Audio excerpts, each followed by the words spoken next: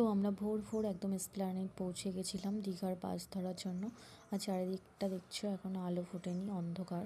তো আমরা অনেকটাই ভোরে বেরিয়েছিলাম। তারপর দেখো আমরা বাসে আর কোনো ক্লিপ নেওয়া হয়নি, দীঘা পৌঁছে ডিরেক্ট তোমাদের সাথে শেয়ার করছি। তো আমাদের হোটেল হচ্ছে নিউ ক্লাসিক ইন, যেখানে আমরা প্রত্যেকবারে ওখানেই বেশিরভাগ যাই, নিউ ক্লাসিক ইন আর মেরিন ভিউ। তো হোটেলটা নিয়ে আর কিছু বলার নেই, খুবই ভালো। তো আমরা এখন হোটেলে ঢুকছি। মাসিরা মানে মেজো মাসিরা আর আমরা দুই ফ্যামিলি গেছিলাম। হঠাৎ একদিনের প্ল্যান হয় আমরা দীঘা গেছিলাম। তো আমরা এখানে ওয়েট করছিলাম, চেক ইন হচ্ছিল।